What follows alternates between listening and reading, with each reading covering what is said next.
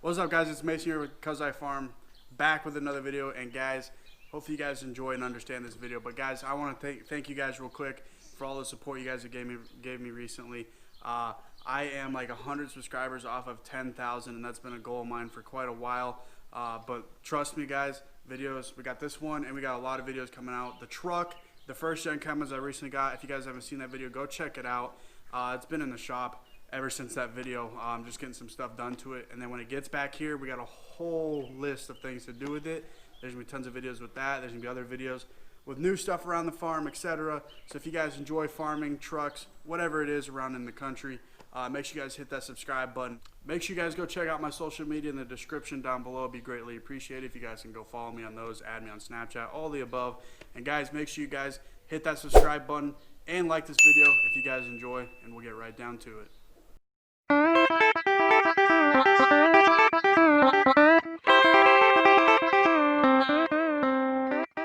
have a clip towards the end of just clips of the cows and stuff that were good times around here.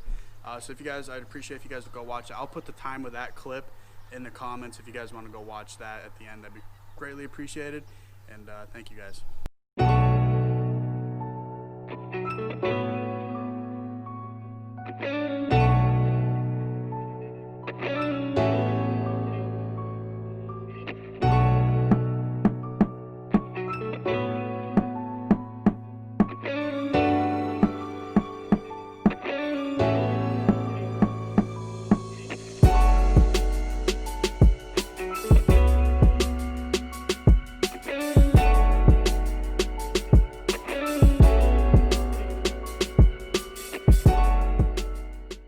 Also, guys, I got some merch in the making. I am just going to start wearing it in some videos, see what you guys think. I'm just browsing some options right now, some designs, etc. But it says Cuzifarm with the tractor up top, and then EST 2017 with the Iowa logo in the middle, established in 2017 because that's when I made Cuzifarm.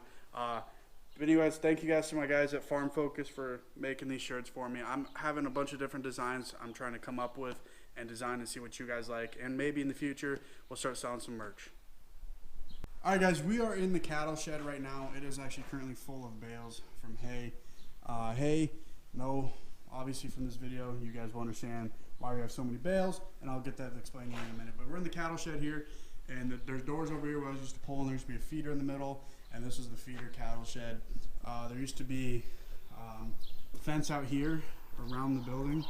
Over here, there's a bunch of fence around here that can go outside and inside, and around the corner over here there's water that can go, and there's a door over here that can go get to water easier. But guys, this is where we're storing hay now. We used to have a hay field back over there. If you guys go back a couple videos, you guys will know that we used to have a hay field back there. That is now just grain. This is where we store hay off of the pasture out there. You guys have been in the pasture plenty of times if you guys have been here for a while. If not, you guys can go check my videos again. But this is just hay off the pasture now, guys. Just making hay to sell it now. We have no cows anymore to feed it. Strictly this farm for a long time, in years and years and years and years. And when I mean years, this is the first time this farm has ever been just grain, no livestock at all. Anyways, guys, we're in the milk and parlor. You guys have seen that before in my farm tour video. We used to do dairy as well.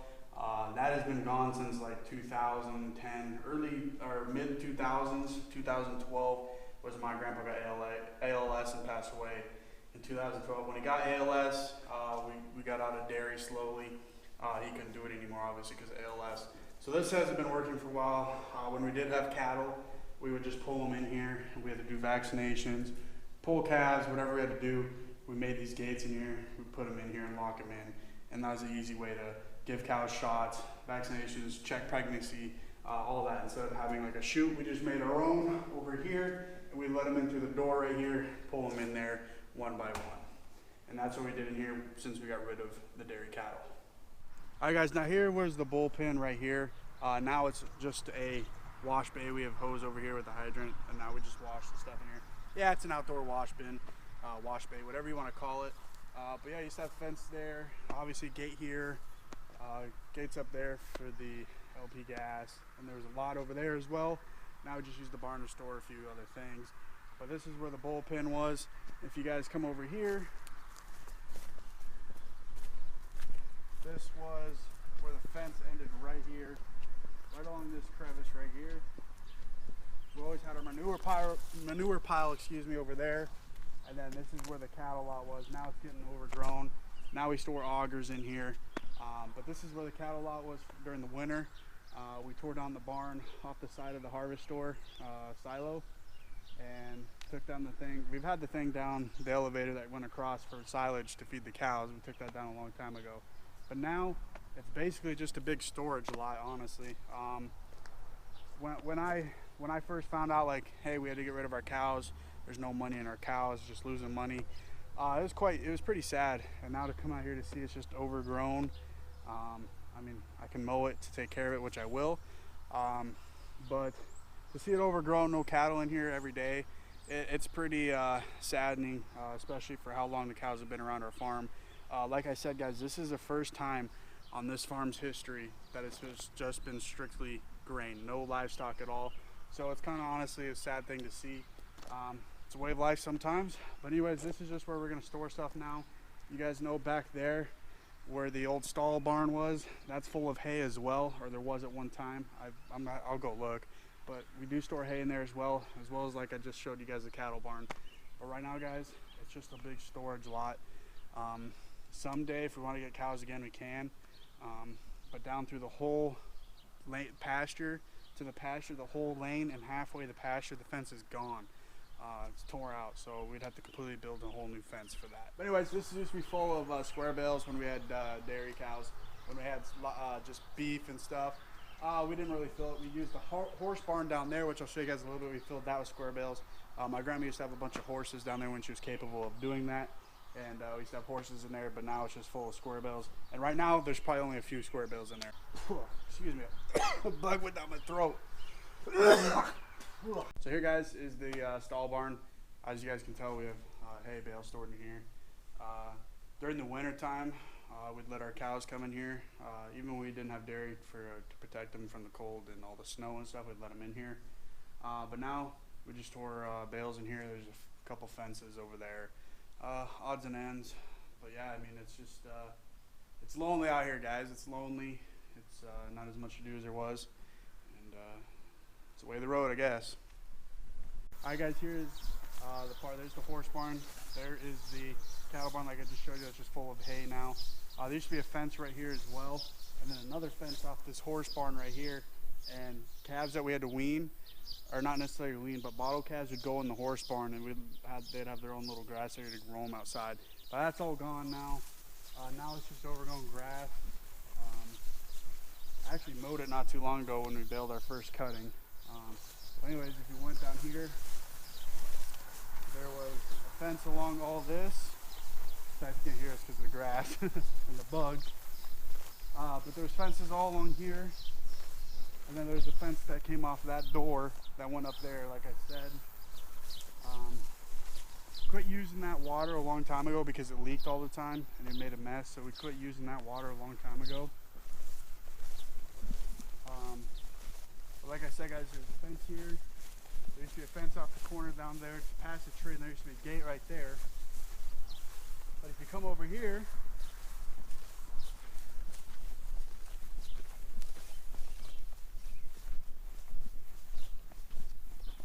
and you take this pasture all the way down, there's no fence. There may be a little bit of fence up there, but most of this pasture from here, and then you go over, no fence, all torn out.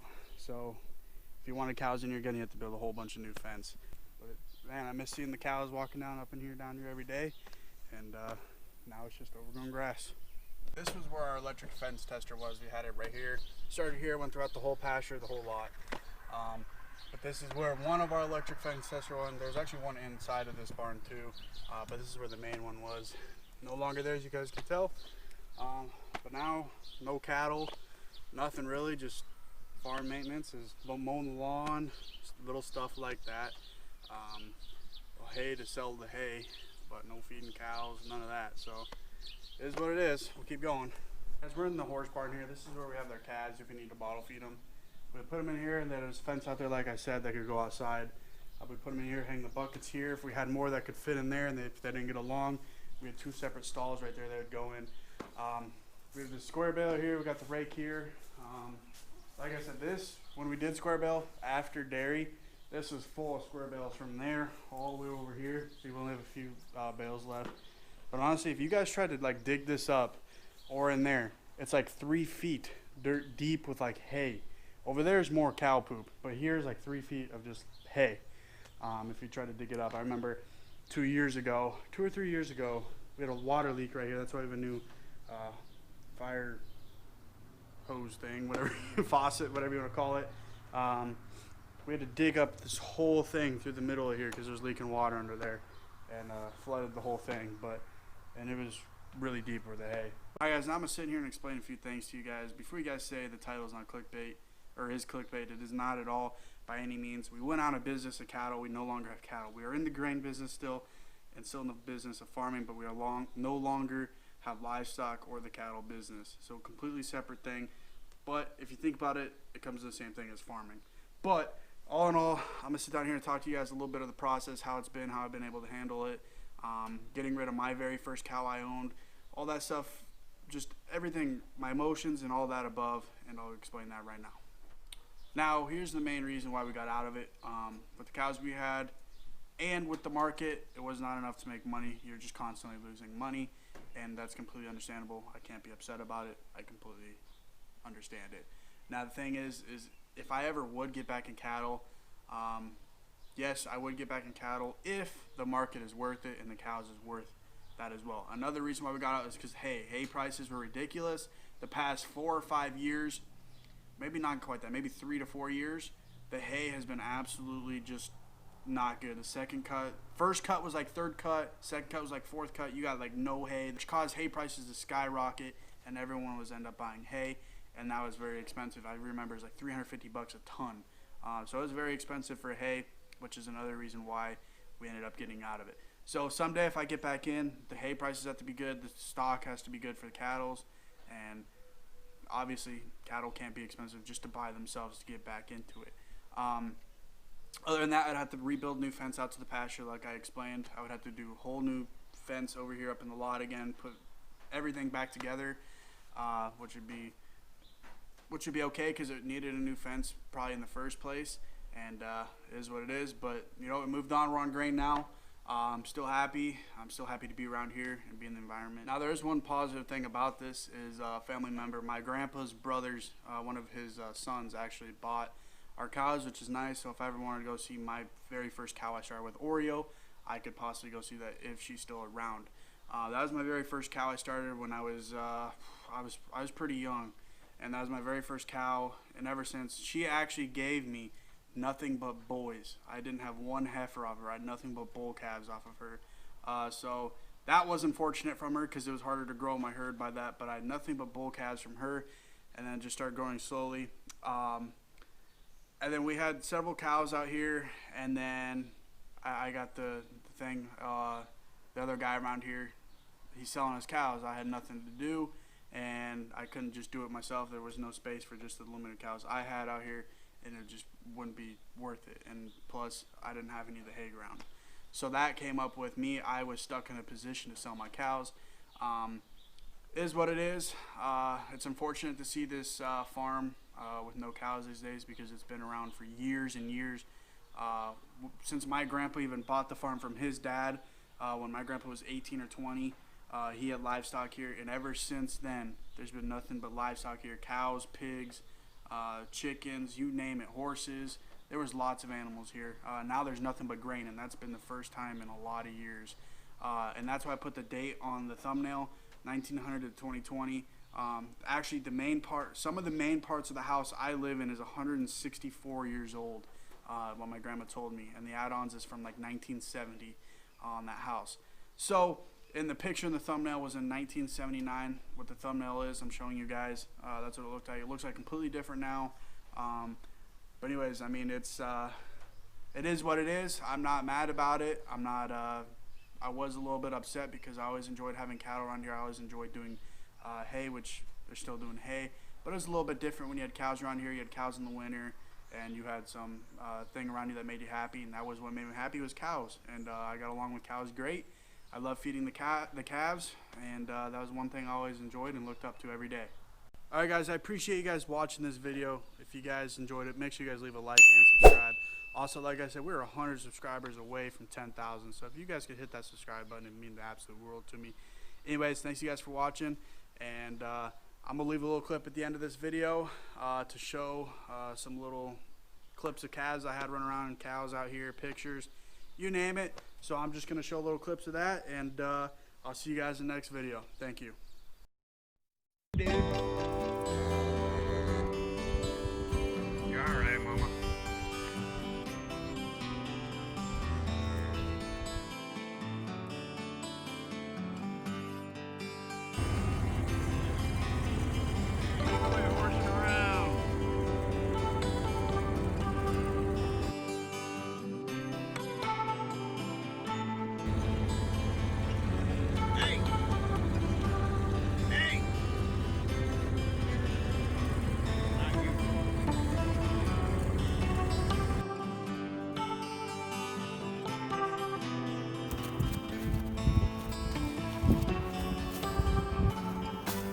Hey, Bucky.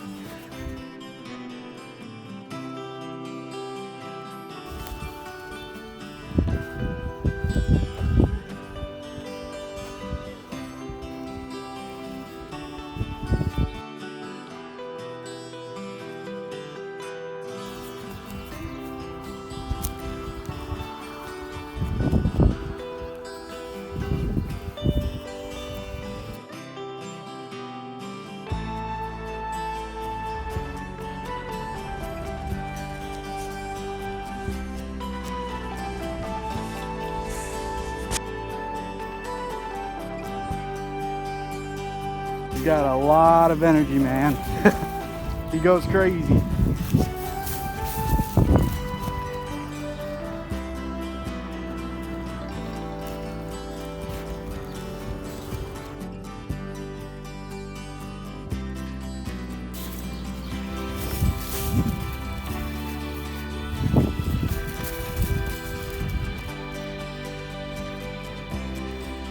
A little buddy monkey over here.